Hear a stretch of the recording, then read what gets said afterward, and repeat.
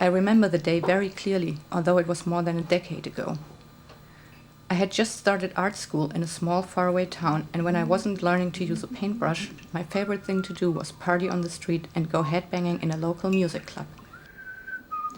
That day, my teachers had told me to stop being a child, while my punk friends were pressuring me to quit with the intellectual art bullshit. What the hell was I supposed to do? I didn't have a clue, and I wasn't getting any closer to an answer when the phone rang. Oh no, shit. Hello? Hey, how are you? Oh, fine, and you? Listen, I got this new record. Amazing music. Can you come over? You really gotta hear it. Now? Why not?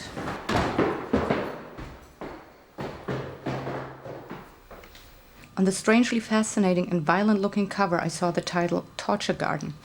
The name of the band was Naked City, led by someone named John Zorn. I asked who John Zorn was, not yet knowing that this record would change my life forever.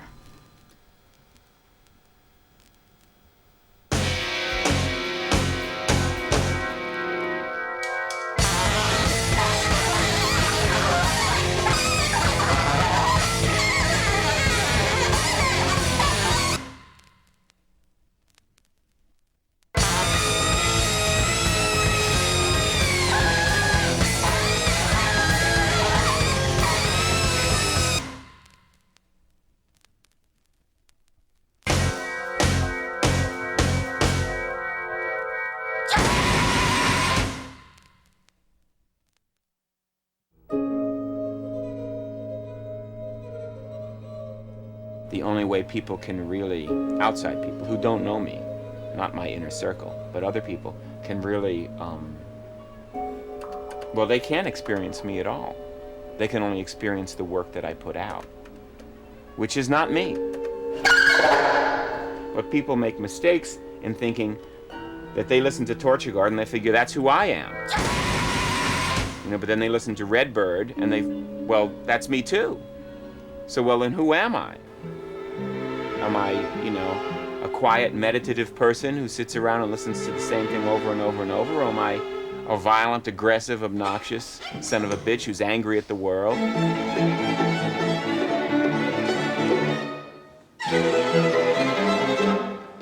It's like, in a sense, I'm all those things. In another sense, I'm none of those things. Those are just products of my imagination.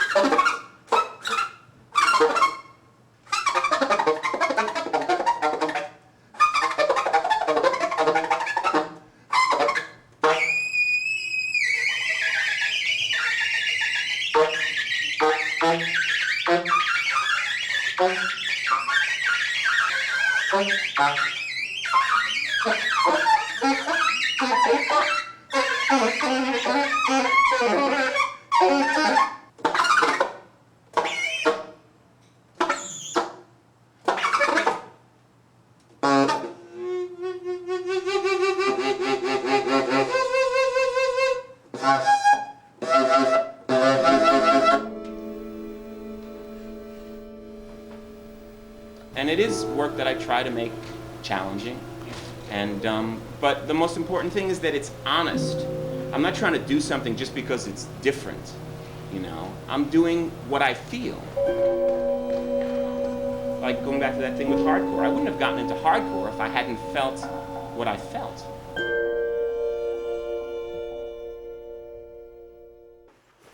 One year after I had listened to the Torture Garden record, I got my first chance to see Naked City in concert.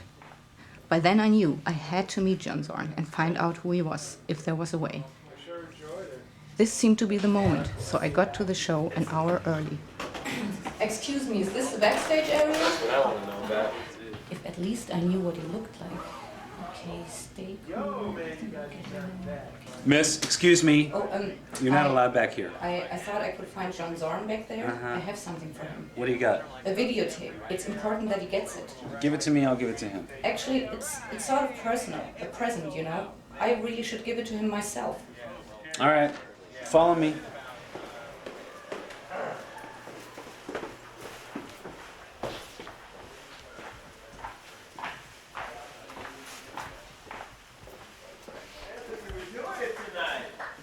You were in fine form, man. That was happening. Very happening. And the new piece. is Cool, smoking. but now where is he? What? Well, he's over there on the sofa. Totally beautiful. It was great, right? You are John Zorn? Yeah, but Sorry, but your music, it really did something. I made this film with it. Beautiful. I say I've never been so passionate ever in my whole life. Perfect. I Great. This next is a relatively straight hardcore piece called Pistol Whipping. I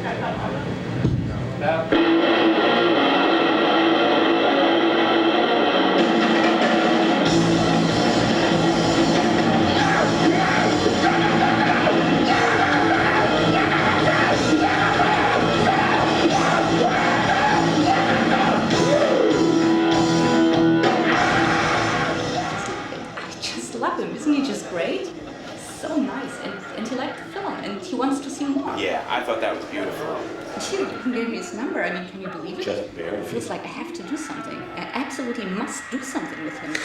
Let the games begin.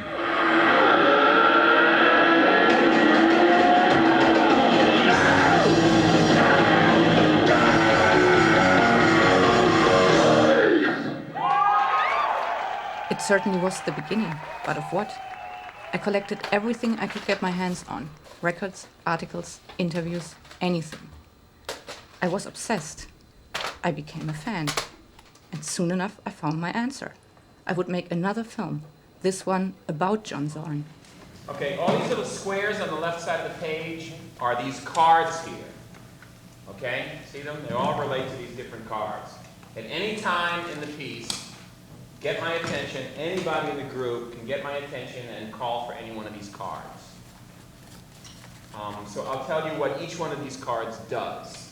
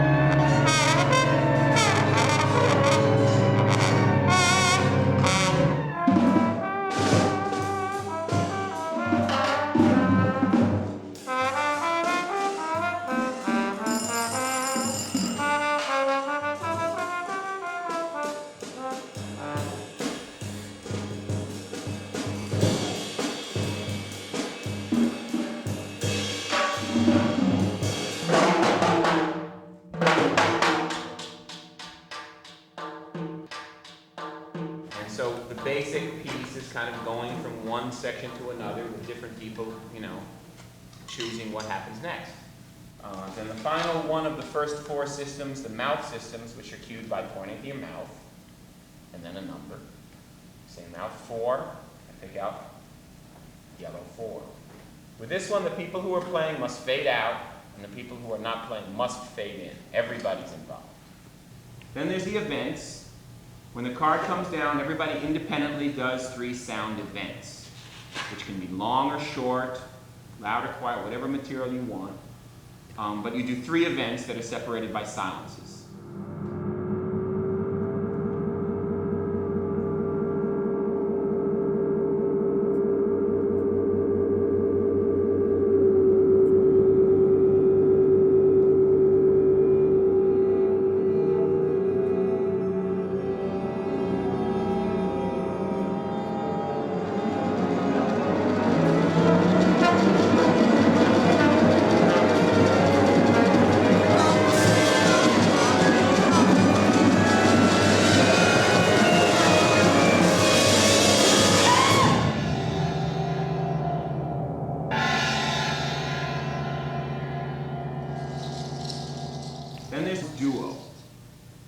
card comes down, the person who made the call picks a partner and plays a duo with them.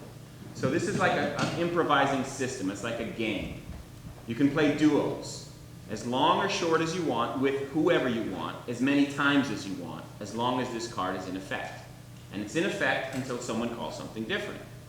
This system could last for 5 seconds, or it could last for 5 minutes. It's completely up to the most impatient person in the group.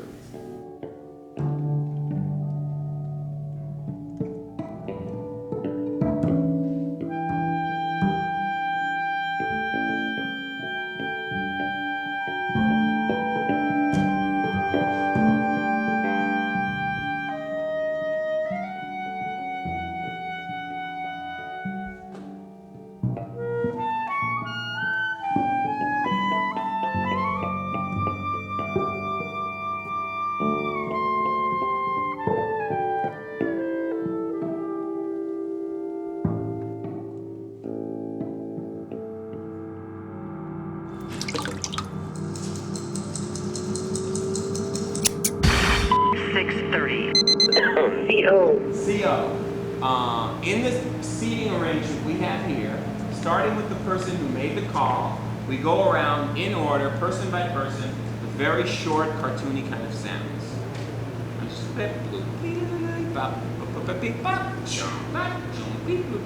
And watch me when this is happening.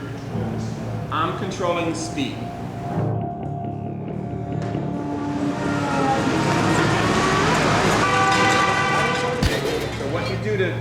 To get involved in the guerrilla systems is you look at me and hold your fist up.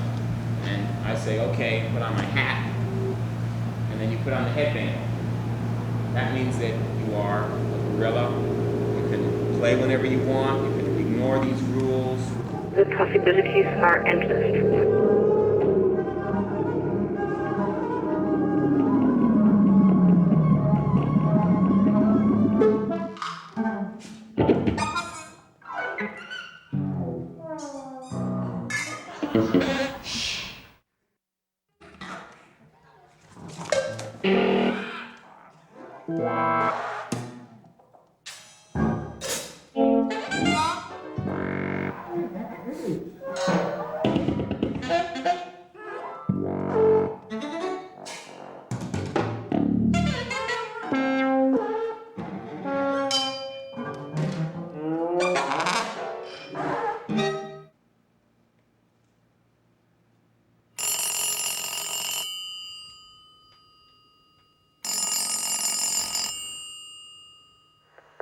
Hi, Claudia. Anyway, how are you? Hope you're doing good. I'd love to see this film. I wonder how it looks, how it's finished up. I think it'd be good for you to come and film. This is a perfect opportunity. As soon as I'll talk to you there. Okay, bye.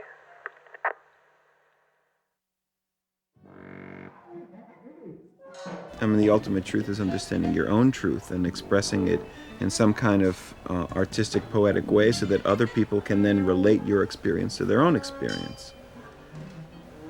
I mean, you're going to create this film and then it's going to go out and take a life of its own. It'll have its own life. It's not some objective reality, it's a subjective reality. It's yours. It doesn't say one thing, it says many things, something different to each person who sees it.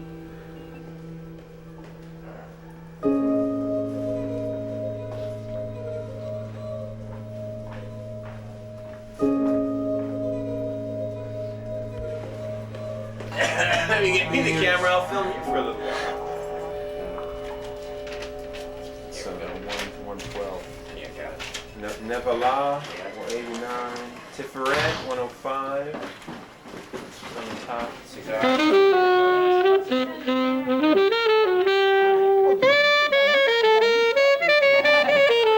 Are they filming or watching? I don't know what they're doing. They're being very obnoxious, though. Do you know what the word obnoxious means? What are you doing? This is what it fucking means. Let's take a look at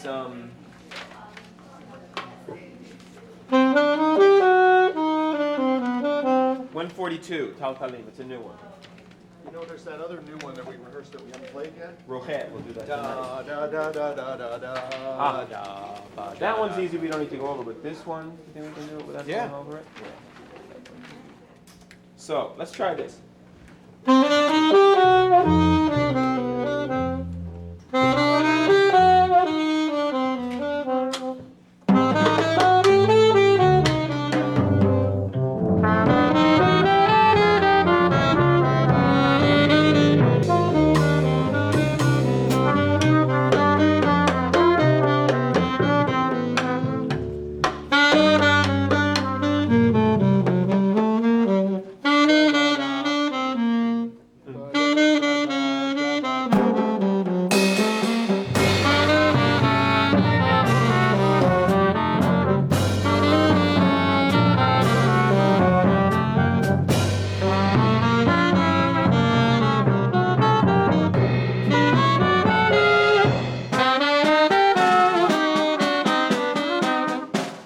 Mallets, kind of ethnic sounding. Yeah. What's the form on this, John? Read it down to the first ending, read it down to the second ending, that's it. Each repeat sign is repeated once, so it happens twice. Okay.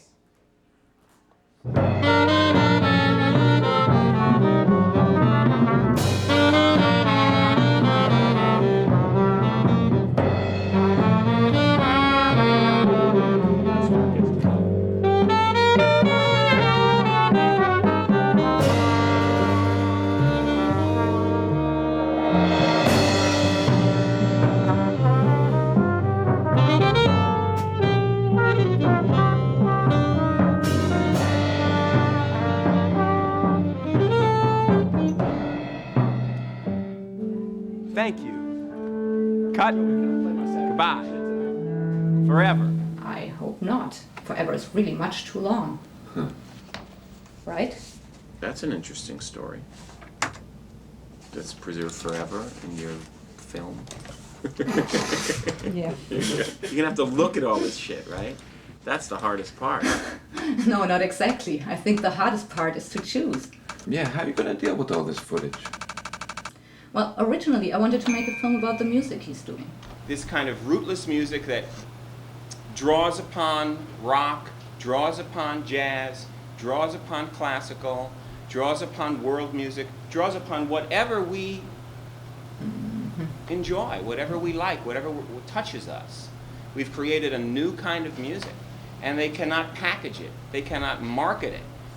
This music has been marginalized and trivialized because of money, because of greed, and because of, people's stupidity of not thinking things through. I mean, the Masada music has a lot of Sephardi influence. There's a lot of Arabic influence in that music. There's a lot of surf music influence in that music.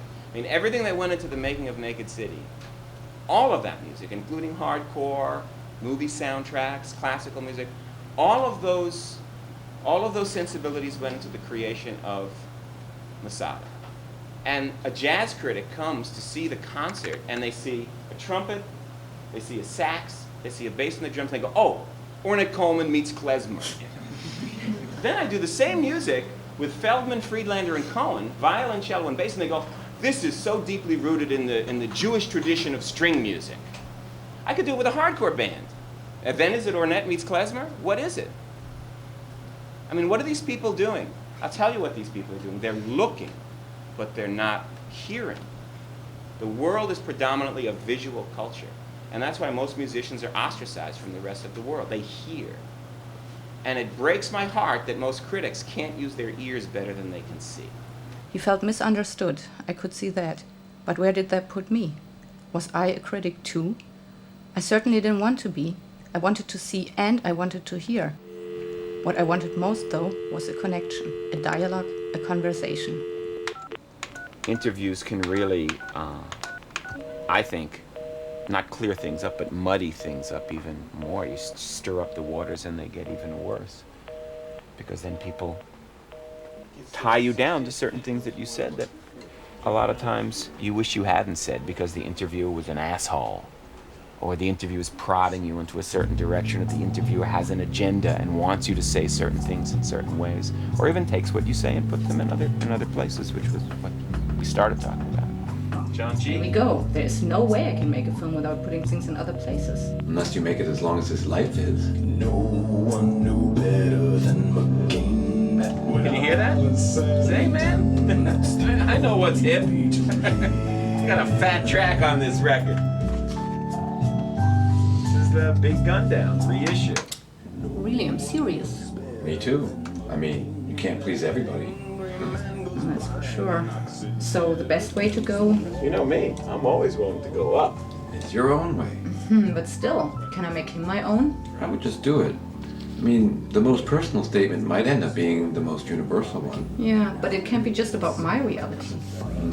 That it's human after all. Seems fine. This mix walks better or speaks better to me the other way. Other way? Let's reverse it and say it. To me, this. One who's better than a king. What a test. What did he say?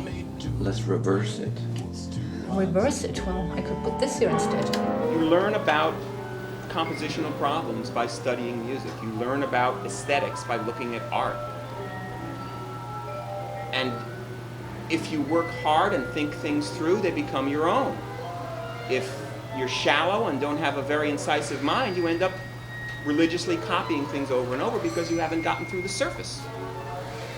I try to break through the surface.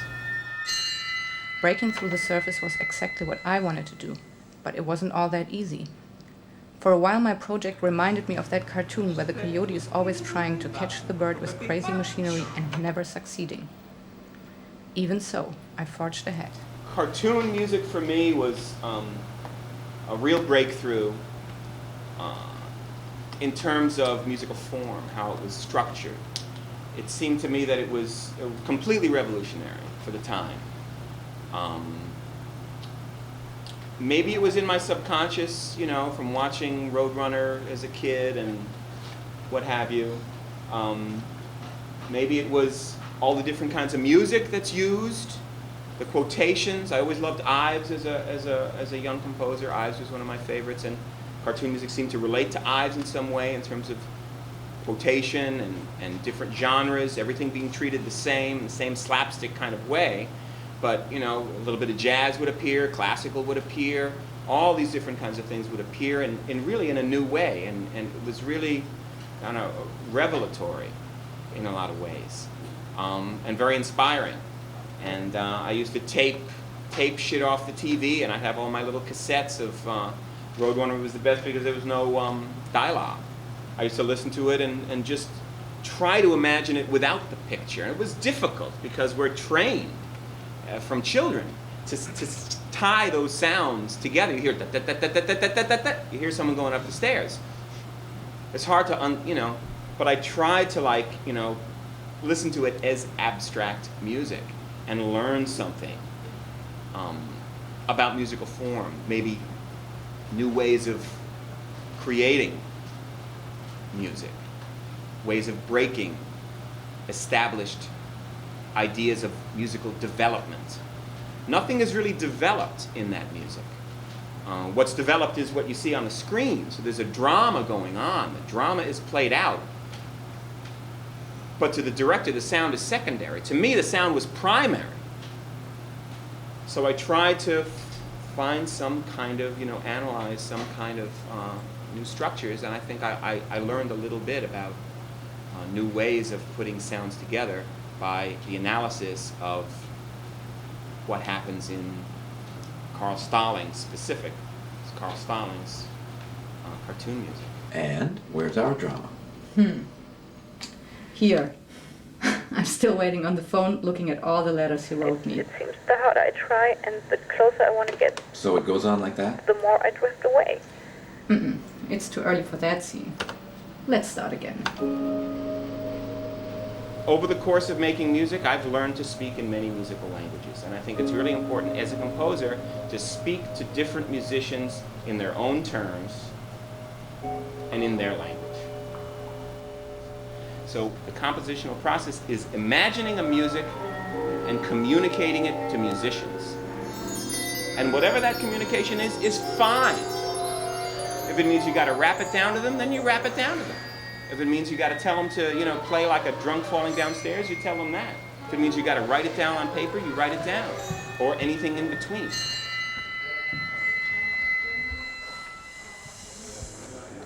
it's too regular, your crescendos and decrescendos. Should be more irregular. Wow, wow, wow.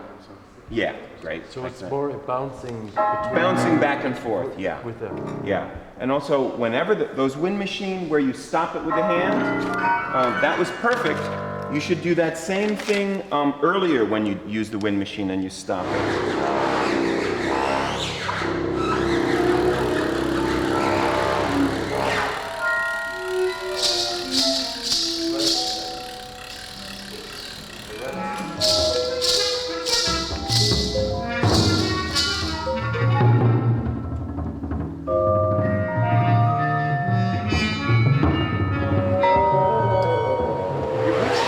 This one? Yes. Now this is going to be crazy, but is it possible to hold two? Maybe another one, or have two tied on a string and hold the string so that there's. I just wondered if the sound would be a little fuller.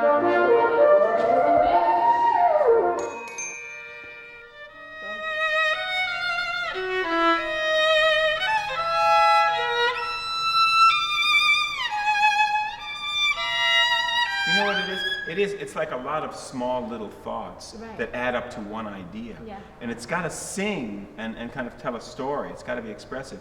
But it doesn't bother me that sometimes those ideas are separated from one another. That's my question. Yeah. It doesn't bother me. No, I think it'll work. I think it'll work. I think it'll still tell the story. Mm-hmm.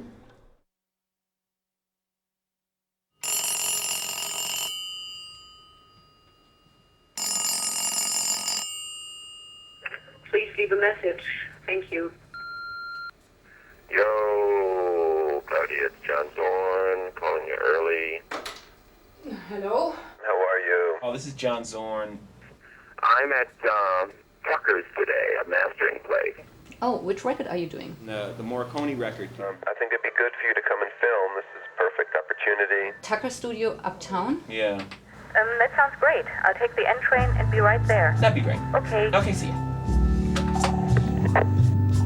No one knows better than McCain. Life's a filthy, dirty game. Very, very hard to win.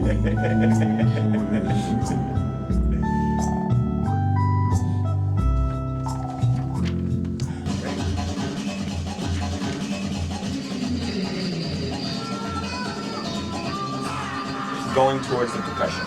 Going towards it. In here.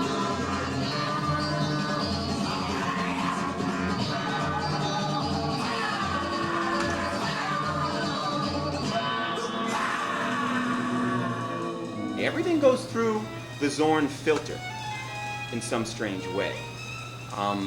Even if I try to copy something exactly, like Bernard Herrmann is one of my favorite composers of all time, and there's an element of Bernard Herrmann in almost all of my music. It's there. Sometimes it's very obvious, a set of, rotating triads, rising in major thirds, is just cycling and cycling and cycling. And you hear it in Psycho, you hear it in Vertigo, you hear it in almost all of his music, and you hear it in a lot of moments of my music.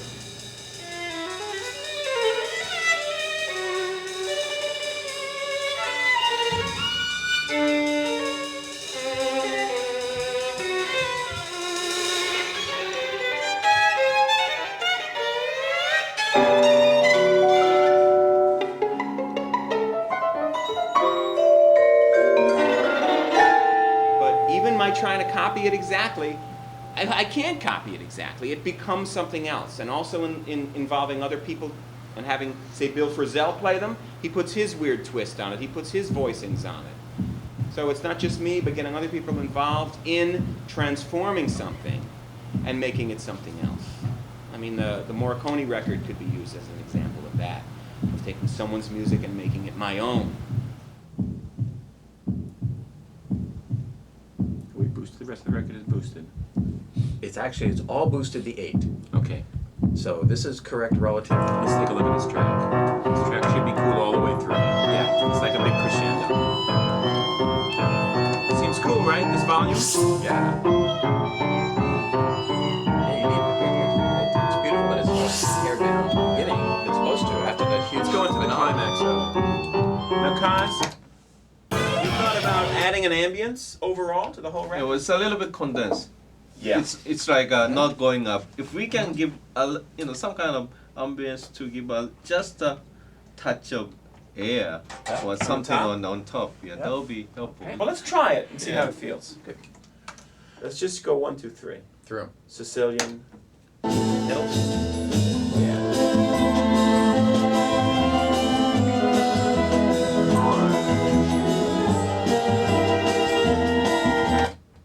No one knows better than McCain how to disregard the pain. Are you thinking what I'm thinking? Yeah, let's turn up the volume.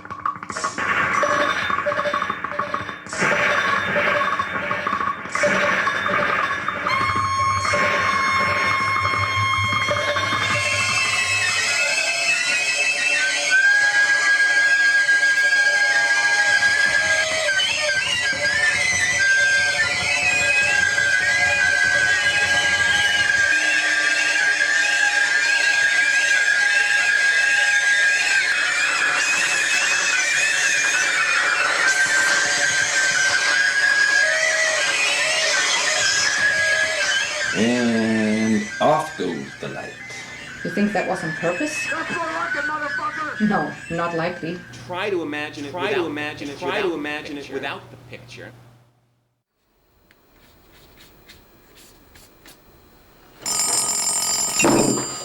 Oh no, shit. Hello?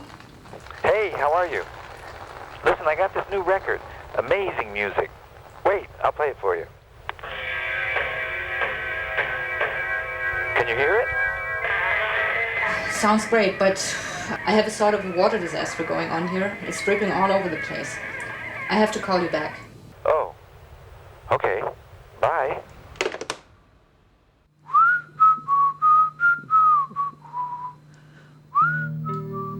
It's some years later now, and I believe things would not be the way they are if I hadn't listened to that record back then. They would have developed in some other direction, and I wouldn't be where I am now. I'm amazed, really, at what a single moment can do.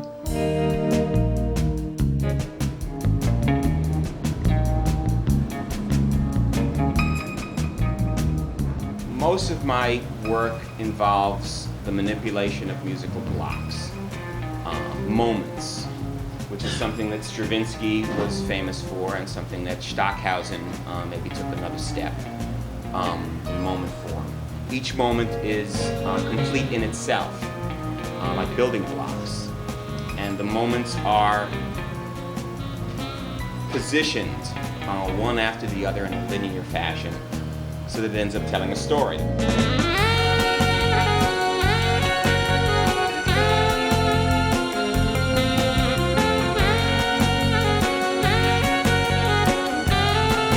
So, where to? To Queens, where he grew up. Ah, so that's where the story begins. Well, that's where one story begins.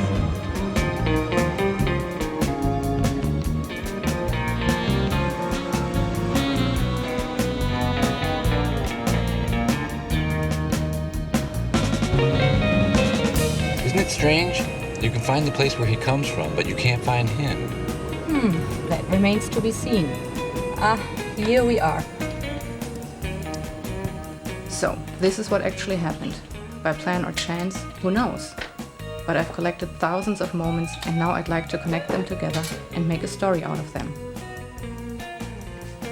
My idea is to subdivide the film into 12 sections, one of which I'd like to name The Past.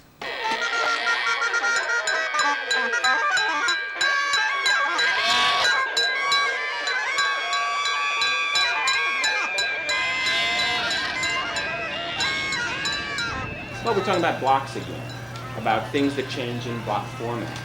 And the theater of musical optics kind of try to deal in a poetic way with the ordering of different events. Jewel Avenue. Is this the street? It doesn't look like a place where a kid would make music with vacuum cleaners and howl at the full moon, does it? Hello. Didn't his mother put him under psychiatric observation for a while? Hello. Well, he certainly did have some unusual ideas. I began developing this theory that music is not actually sound itself, but a way of manipulating sound, a certain aesthetic.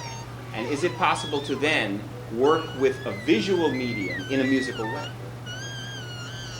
Can you make a film that's music? Or what is that then?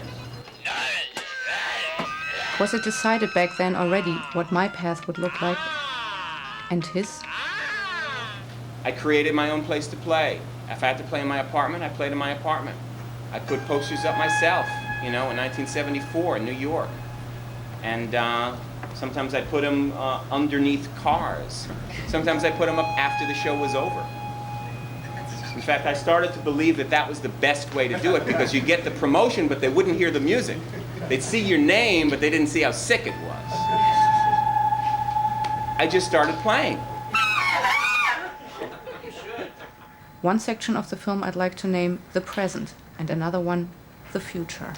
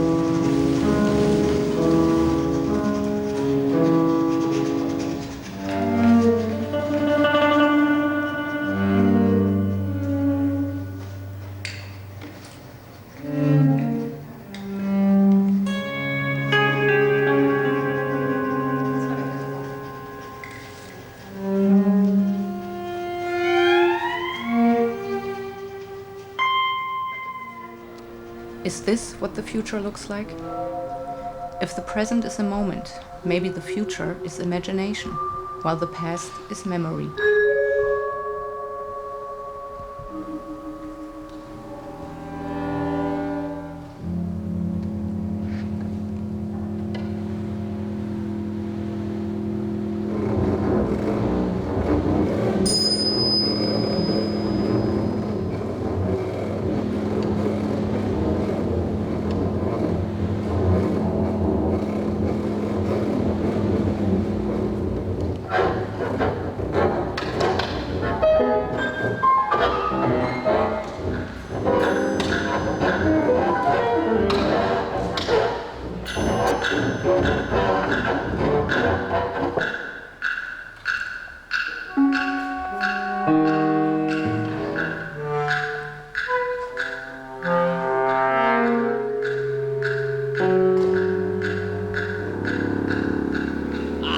One section I want to name about sound, which will be a sequence with sound only and a black screen.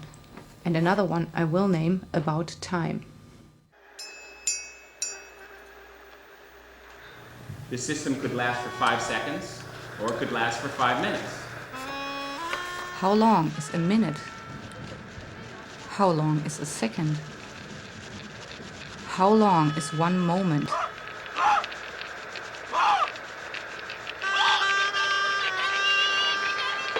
How many moments make 1 second? Does one moment ever happen twice?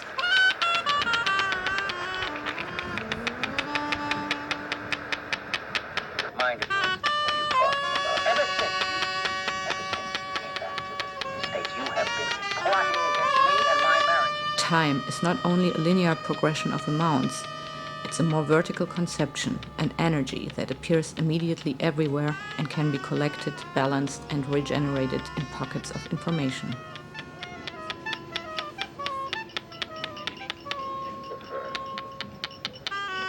Janet must feel something familiar. You wouldn't be doing this. Janet has no interest whatsoever. I know you, brother. So what it really is like, it's a small improvising group for X number of seconds. Yeah. Okay. When the downbeat happens, there's 3 people playing. What they're doing right at the beginning of that moment doesn't have to stay for the whole 10, 15 seconds. It can develop and you can improvise together. But it's good to see how long we're going. You can gauge the length of each piece by watching the clock.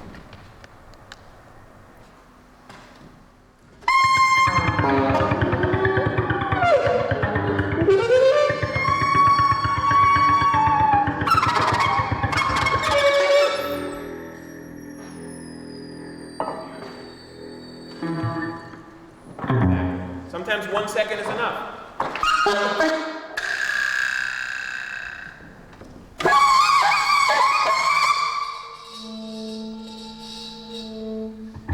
You shouldn't try to end with other people or come in with other people. You shouldn't try to imitate the sound of other people. It should be just random events that you just choose on your own without listening to the other people. And remember, downbeats are about either stopping what you're doing or coming in. If you're not playing, you can come in. Or if you're playing, you can change your music, but it has to be very radical. So let's begin.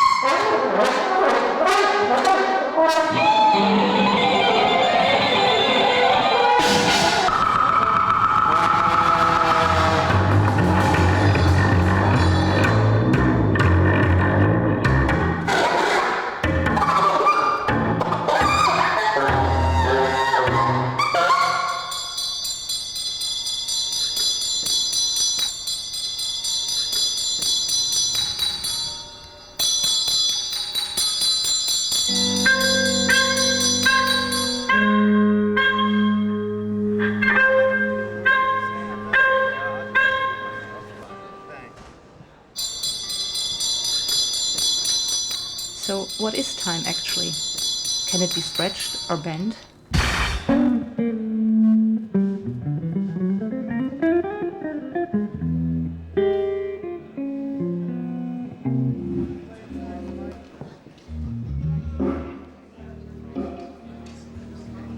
We'll probably move it again, but something like that.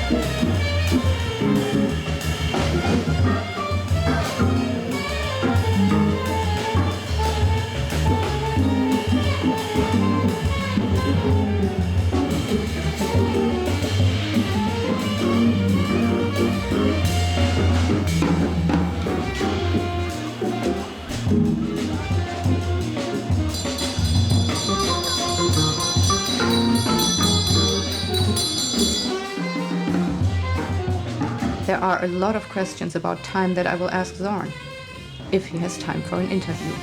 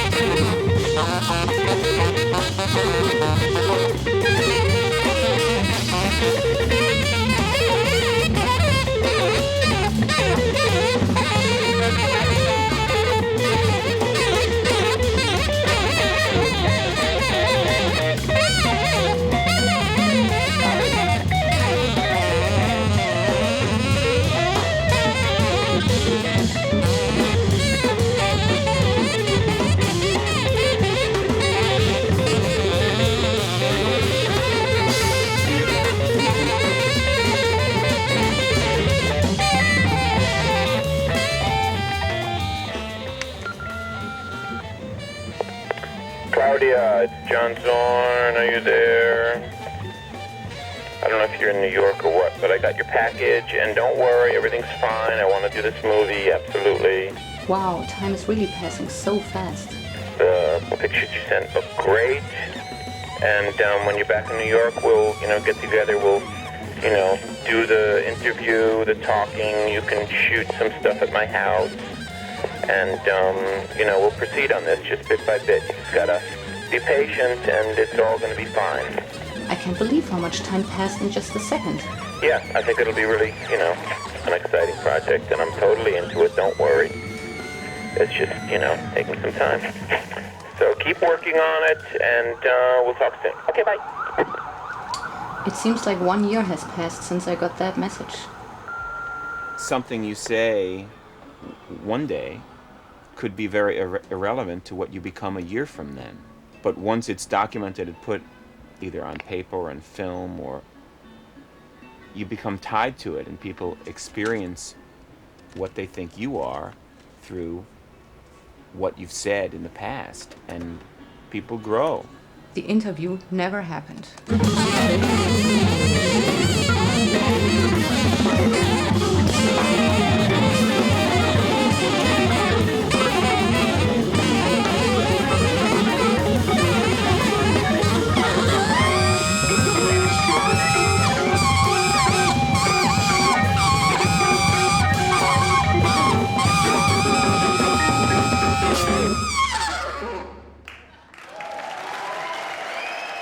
So what actually did happen? Well, we'll see. Let's just go back in time a little bit.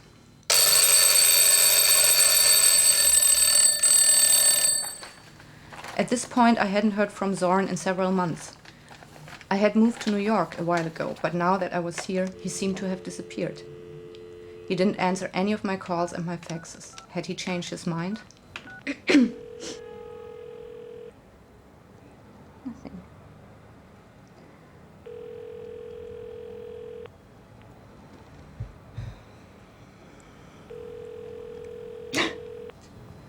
I mean, I cannot make a film like this.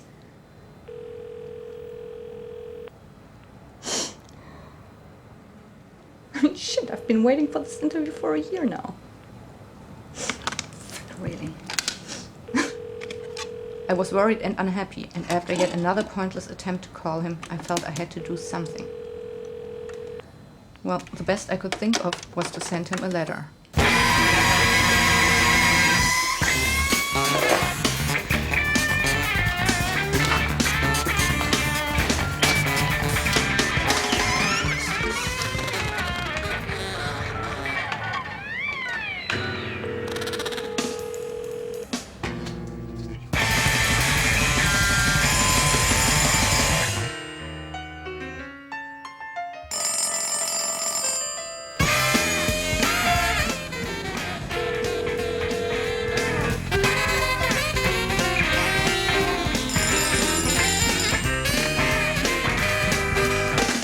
Leave a message. Thank you. Claudia, it's John Zorn. Are you there? I don't know if you're in New York or what, but I got your package, and don't worry, everything's fine. I want to do this movie, absolutely. The pictures you sent look great, and when you're back in New York, we'll, get together. We'll, do the interview, the talking. You can shoot some stuff at my house. And, we'll proceed on this just bit by bit. You just gotta be patient, and it's all gonna be fine. As a matter of fact, the shoot at his house didn't happen either, although I went there much earlier. Years before, actually. At that time, I was planning to go to Japan. I thought filming in Tokyo would be important because he had spent so much time there in the past. That would have been another possible story, but that's not what happened. Now he told me that Japan didn't mean to him what it once meant. I never went to Tokyo. And basically Naked City stopped because I stopped writing music for that band. I started thinking about other kinds of music. I love that music. I think that's, really great, exciting music. But it was about the time that I was making it. It was very much about me being in Japan. I spent 10 years there off and on, and running into a cultural boundary that I found was very hard to get through. No matter how much I studied language, and no matter how much I learned about the culture, and no matter how many friends I had or how many concerts I did in Japan, there is a boundary there, as there is in any culture. But it really began to frustrate me. I think it's partly because of being a Jew, to be honest with you. I think that Jews have believed that if they devote themselves to a culture and contribute to it selflessly, that they will be accepted. And it was very frustrating to find that I was not accepted in Japan. So it created a lot of anger. And that's when I started getting more into hardcore and that kind of aggression. And that's what that music is about. My feelings, and also my love for different kinds of music, and my sick way of putting things together and twisting them up. So I guess Naked City ended because that period ended.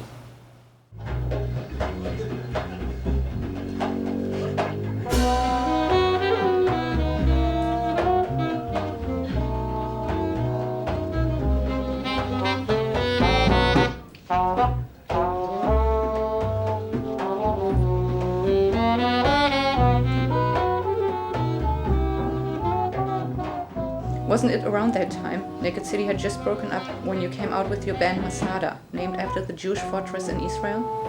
You're kind of asking, why did my Jewish identity become important to me? And it's a series of very personal answers. My father died. Going to Germany one too many times and getting a certain look. You get a look. You begin to ask yourself some questions when you go through the border with a dozen people and the only guys that are rousted are the Jews. There's something going on. So there's that, and there's also realizing that a lot of my close friends were Jews. Now, why was that? How did that happen? Not everybody, but a high number.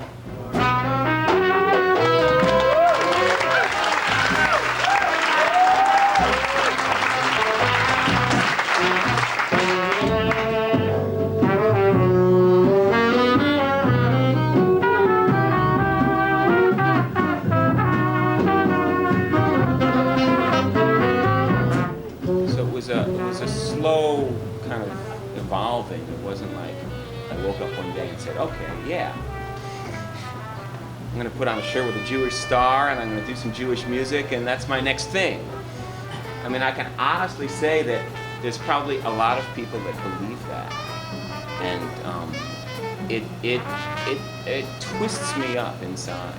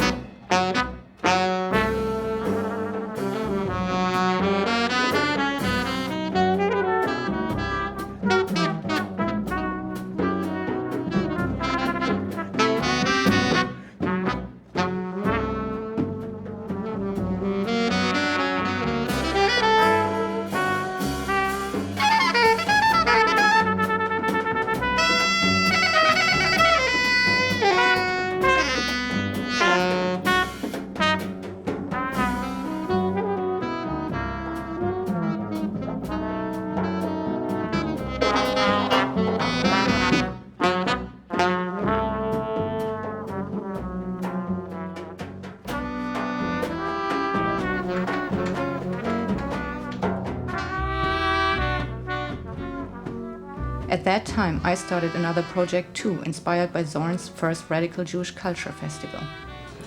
This was Sabbath in Paradise, my film about Jewish music in New York.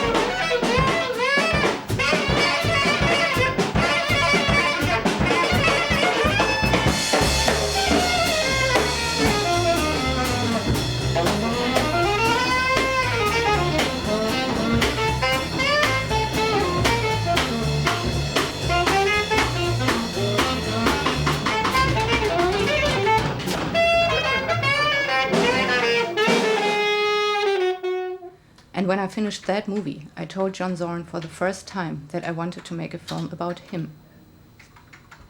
Well, he said yes. I started working on a script right away and put in order what I had collected over time, recalling things, facts, ideas, and thoughts. And then there's memories. The memories, let's say something's happening that you want to bring back later in the piece. You want people to remember what it is. Oh, who's calling? Oh, that's just effects. That can wait. First, let's see what we have here. Jesus, really so much. How about this?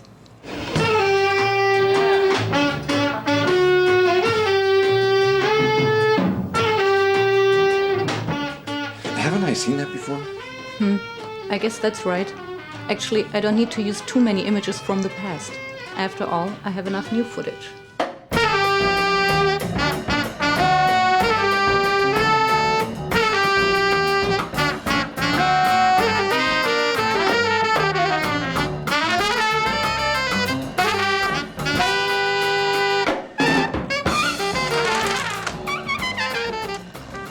Dear Claudia, these are the concerts in the next 2 months. You can film if you like. September 26th, Masada Quartet at Tonic. October 22nd, Barkokba. And on the 21st, Modern Chamber Music at Merkin Hall. Hope you're well. Love, Zorn.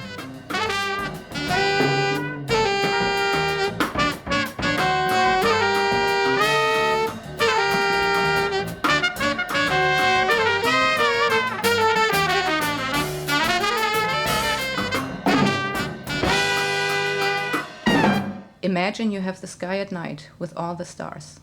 Then you put a bookshelf on top of it. John Zorn said this many years ago. I love this quote, and I wanted to start and end my film with it. But as things developed, I decided to begin with the moment I first heard his music.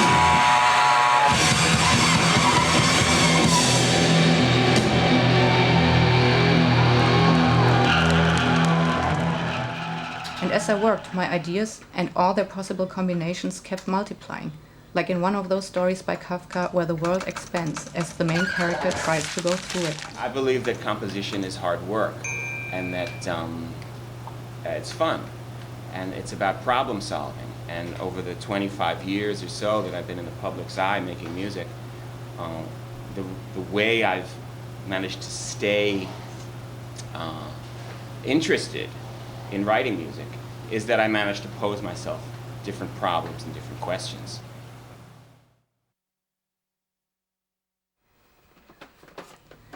Eventually, I decided to work with what I had, and I made a short piece which I called Buried Secrets. Here, this is it.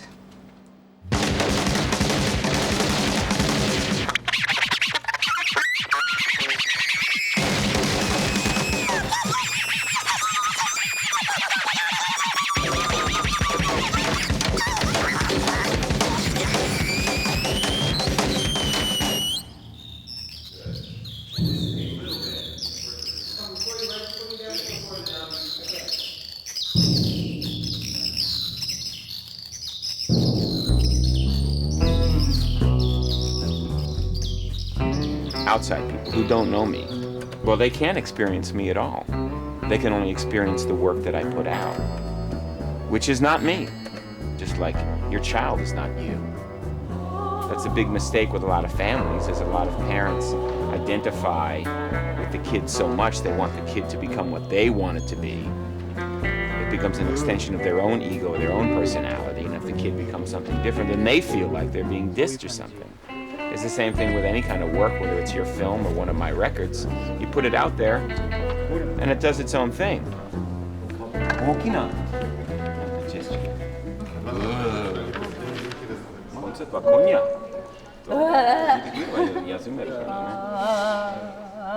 それがいいんじゃない？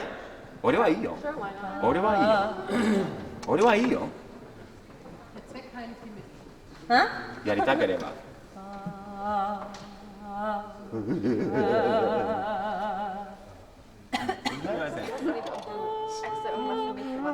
それだんだん。こうしたんだよ。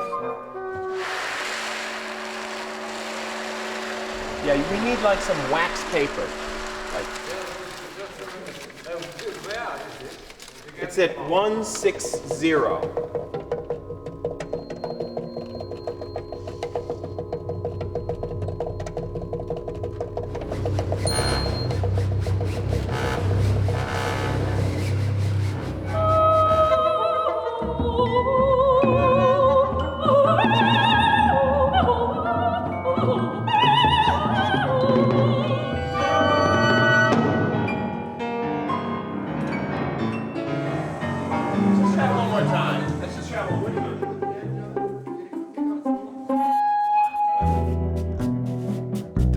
Artificial structure that's imposed on the world that we're forced to live in.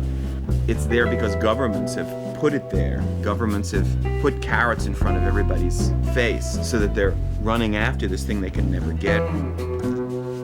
Everybody wants more. Like more of anything. They want more. They're not satisfied with what they have. There's got to be more. Because there's always someone who has more than them. They get the jealousy, the greed, the selfishness all goes crazy. And I think this whole structure is imposed, you know, by governments who've been thinking 24 hours a day for thousands of years how to fuck us up, how to keep us controlled. Not just from using religion and the media, but even the use of language, you know, the invention of new words and how words can control us instead of us control words. I mean, it's gotten so complex. So it's an artist's role to pull away from that somehow.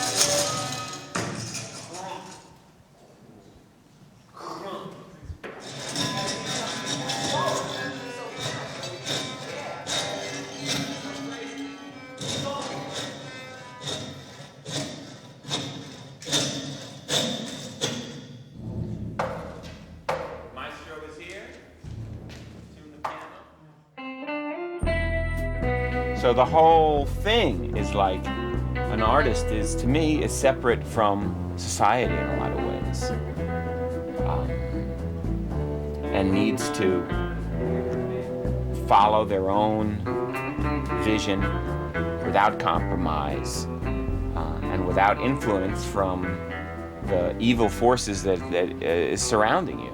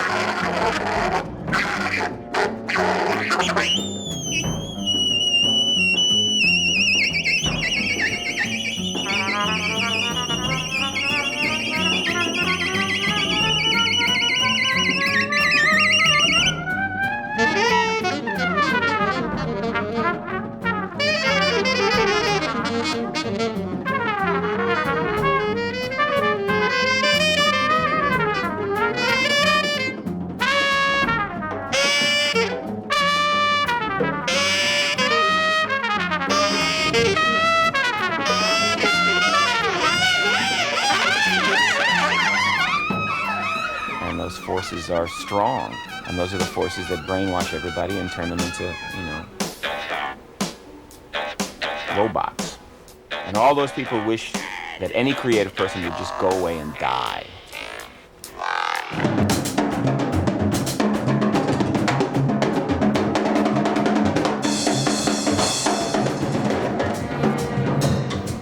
They would be much more comfortable without someone saying, hey, the world could be different. This is how I see the world.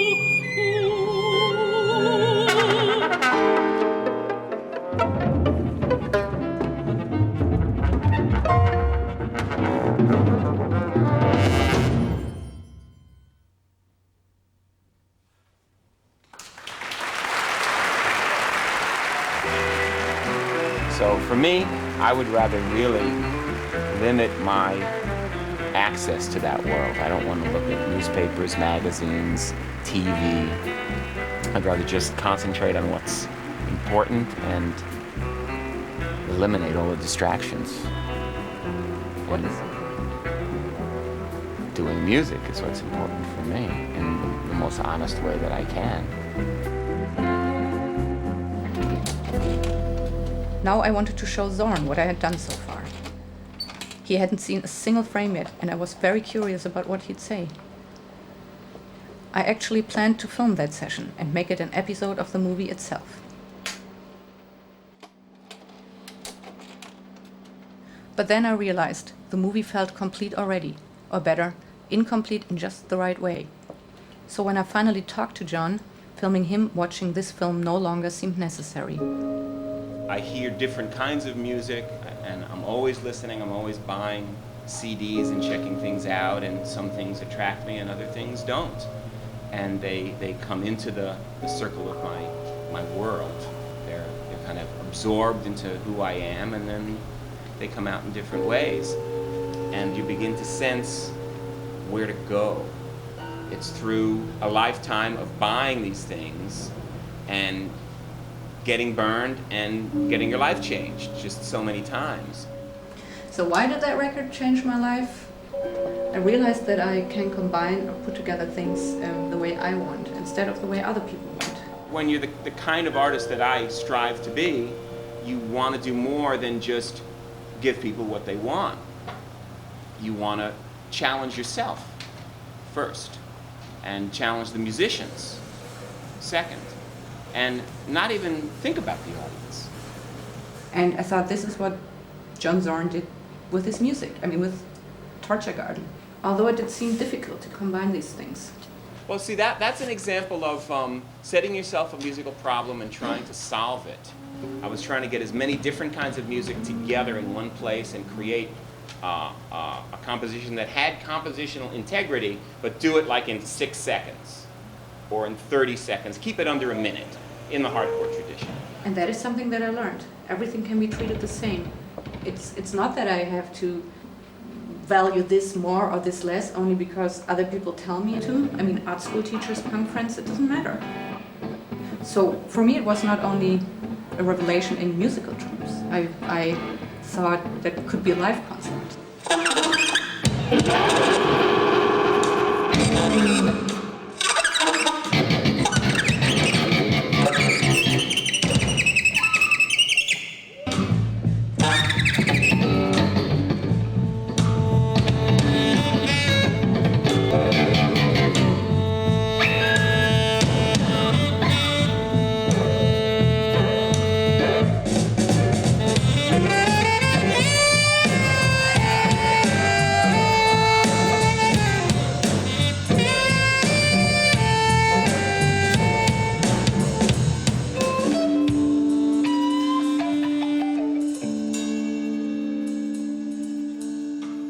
I looked inside myself and asked, what do I actually want? And which of those things can I do? I started finding my own way and pulled away from other people's expectations. Everyone has to do it their own way. You have to pull yourself out whatever way you can. Sometimes it's just luck or a freak or an accident that you find yourself, maybe for the wrong reasons, compelled to do what you do. But then if you continue to learn and to work on what you're doing and believe in it, I think you can strip yourself of the wrong reasons and get to the right reasons. Anybody that can accomplish anything, wow, that's amazing. Because nobody really wants you to do anything. And you're creating a film. It's not easy. Look at the people you have to work with. Look at these clowns. But that's if you can surround yourself with good people who believe in what you're doing, and you can create a positive environment that you can work in, then you've got it. That's it. You're set. And it doesn't matter whether you win that award at Sundance or get that review in the Times. Fuck that shit. Once you create something good, you know inside that it's good. You can put it on the shelf and never see it again in your whole life. Think about it. Move on to the next one. Just know that it's there. I didn't get any support system from my parents growing up, and I looked elsewhere to find it, inside myself and from my friends. And that's who I am. And maybe I'm fortunate, and maybe that's why I'm still doing what I'm doing. Because I learned to reparent myself. I wasn't happy and totally convinced all the time. There were certainly times of doubt and moments where I thought, it's really impossible to make such a film. And maybe in the beginning I followed John Zorn's way and not my own. But I think I learned over time what my thing is. And I keep learning. You know, you gotta keep pushing, you gotta keep doing it, you gotta believe in what you're doing, you gotta believe in your friends, you gotta find a support system with your friends, and you gotta say fuck you to the rest of the world and just do it. Well, I did it, and what can I say? It's the greatest feeling one can have.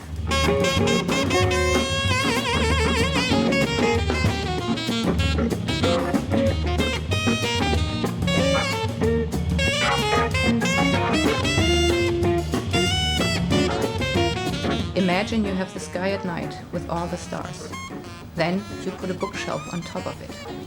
I love this quote, and I wanted to start and end my film with it. Once we end a piece, and there's three ways to end it, either just cut it, boom, or slow fade, whatever it is, slowly fades out, or coda, which means the people who are playing stop, and the remaining players can do a short coda. Once a piece ends, we destroy the memories, they do not come back again. And that means the film is almost over. Is there anything still to be told? Maybe there is. Moments that are important for John, for others. But that would be another film. As for me, I can let it go now. I will put it out and let it have its own life. The story of this film is not my story any longer, and I am not this work, but it is part of my reality. Does it matter whether it all actually happened or whether it's just a product of my imagination? It is part of me either way, and that part you do know now, whatever that means to you and your reality. And now, what would be a good ending for the film? There are 8 million stories in the naked city, and this has been one of them. No, I think I've heard that before. And there are so many more stories, all those that actually never happen.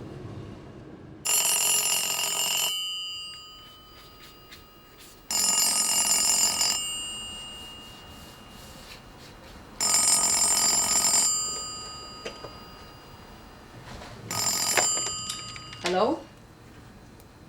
Hello? Too late.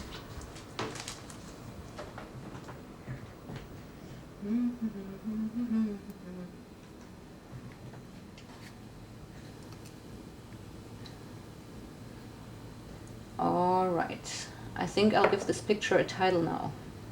Yeah.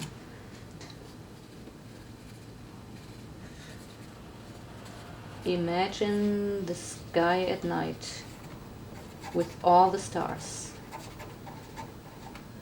Then you put a bookshelf on top of it.